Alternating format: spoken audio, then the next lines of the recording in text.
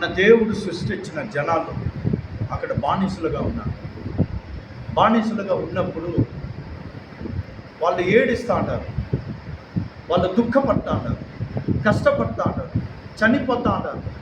వాళ్ళకి తినేదానికి టైము ఇవ్వకుండా వాళ్ళని పని పని పని చేపిస్తూ ఉంటారు. అప్పుడు వాళ్ళు దుఃఖపడేటప్పుడు వాళ్ళు కన్నీరు, వాళ్ళ ప్రార్థన దేవుడి పాదాలకు పోయి కన్నీరు పడింది, ఆయన చెవులకు వినింది. వాళ్ళు ఏడ్చే ఏడు, వాళ్ళు అరిచే అరుపు, వాళ్ళు కన్నీరు కొట్టు దేవుడిని తాకింది.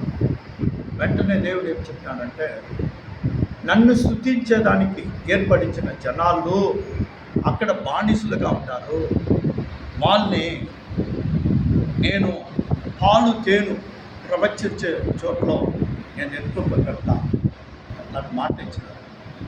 ఈ మాటని మర్చిపోయేసి ఇంకా వాళ్ళు కష్టపడుతూనే ఉన్నారు.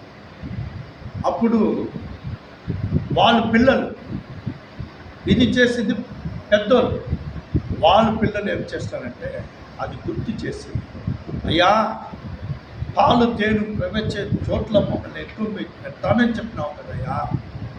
అట్లా చెప్పినప్పుడు దేవుడు మోసేని ఏర్పాటు చేసి మోసేని పంపించినప్పుడు మోసే పోయేసి దేవుడి గురించి చెప్పి అది ఎన్నో అద్భుతాలు కార్యాలు చేస్తాడు. మా దేవుడు గొప్ప దేవుడు, మా దేవుడే వీళ్ళని కొడుకుని రమ్మని చెప్పినారు. అందుకని ఫరో దగ్గర ఎన్నో సూచనలు ఎన్నో కార్యాలు చేస్తాను. చేసిన తర్వాత కూడా వాళ్ళు చూసి వాళ్ళు వదలకుండా డబ్బు పైన ఆశ వాళ్ళకి, ఫరోకి మనమే ప్రపంచంలో మనమే పెద్దగా ఉండాలి, డబ్బు సంపాదించి వీళ్ళు వదిలితే ఇంకా వేరే వాళ్ళు దొరకరు అట్లాని ఆయన ఆలోచనలో వాళ్ళని పెట్టుకొని పని చేపిస్తామంటే మోసే అన్ని విధాలుగా దేవుడు చేసిన అద్భుతాలు, దేవుడు చేసిన చెప్పిన మాటలు అన్నీ చెప్పి విడిపించుకొని 40 రోజుల్లో 4 రోజుల్లో పోయేవాళ్ళు 40 సంవత్సరాలు నడుస్తారు. ఈ నడిచేటప్పుడు అక్కడి నుంచి విడిపించుకొని ఎత్తుకొని వచ్చినప్పుడు సముద్రం వస్తుంది వాళ్ళ కారణం అడ్డగా. ఆ సముద్రము 2 పాయలుగా చేసి వెట్టాందరం నీళ్లు లేకుండా నేలపైన వాళ్ళు నడిచిపోతారు. నడిచిపోయి వీళ్ళు యుద్ధం చేస్తే వీళ్ళు గెలిచేవాళ్ళు కాదు. దేవుడు ఆ సముద్రంలో నడి సముద్రంలో రమ్మని అందరినీ అట్లే నీళ్ళలోనే యుద్ధం చేస్తాడు. ఆయన యుద్ధం చేసి దేవుడు వాళ్ళని కొడుకుపోతాడు. అక్కడ ఉండే స్వభావమే వాళ్ళతో ఉంది. వాళ్ళతో అక్కడ ఉండే స్వభావమే వాళ్ళు నచ్చిపోయేటప్పుడు ఆ స్వభావమే ఉంది. మాటది నీళ్లు కావాలి, ఏమయ్యా మాకు ఆధారం కావాలి, మాకు ఆధారం ఏం లేదు, మాకు తినేదానికి మాంసం కావాలి, ఏం లేదు. కానీ దేవుడు నైట్లో అగ్ని స్తంభంగా ఉండి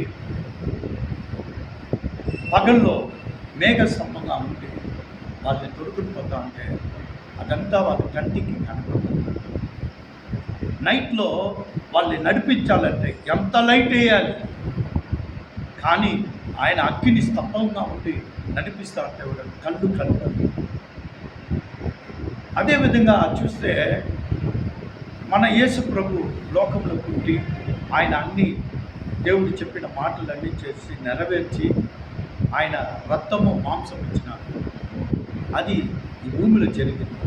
కానీ ఆ కాలంలో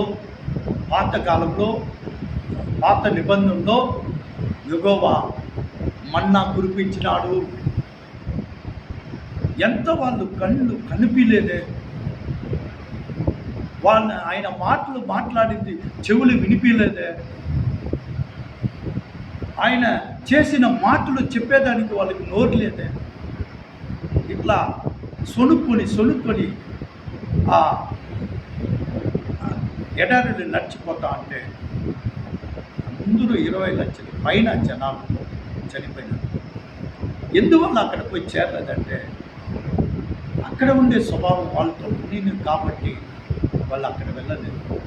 కానీ ఎంత ప్రేమగా యేసు ప్రభు ఆ రోజుల్లో యెహోవా ఆ రోజుల్లో నీకు మాట ఇచ్చిన మాట నెరవేర్స్తానని చెప్పి మళ్ళీ తొడుగుని వచ్చినప్పుడు అక్కడ పోయి చేరింది ఇద్దరే, కాలేబు యెహోషువ.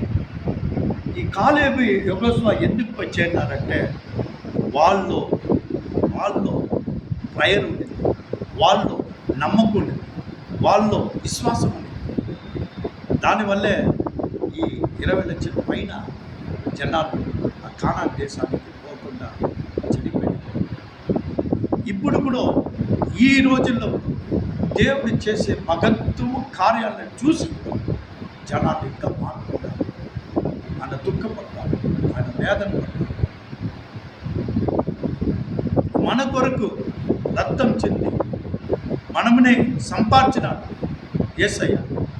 అప్పుడు కూడా మన కళ్ళు తెరవలేదు, అప్పుడు కూడా మన చెవులు తెరవలేదు, అప్పుడు కూడా మన నోరు తెరవలేదు. కానీ నోరు ఎందుకు తెరుస్తుందంటే, అయ్యా నాకు ఇది కావాలి, అయ్యా నాకు ఈరోజు ఇది జరిగిపోవాలి, అయ్యా ఈరోజు నా ప్రార్థన విని ఇప్పుడు ఈ క్షణమే జరిగిపోవాలని కోరుకుంటారు. కానీ ఇప్పట్లో ఉండే విశ్వాసం లేదు. దేవుల్లో విశ్వాసంగా ఉండండి, నమ్మండి. యెహోషువ కాలేబు లాగా విశ్వాసం పెట్టుకోండి, పరిశుద్ధంగా జీవించండి, పరిశుద్ధంగా నమ్మకంగా అడగండి. దేవుడు అప్పుడే మీ కార్యాలు చేసి మిమ్మల్ని పాలు తేడు ప్రవేశించే చోట్లో మిమ్మల్ని ఉంచుతాడు. మీరు ఆశీర్వాదంగా ఉంటారు. దేవుడు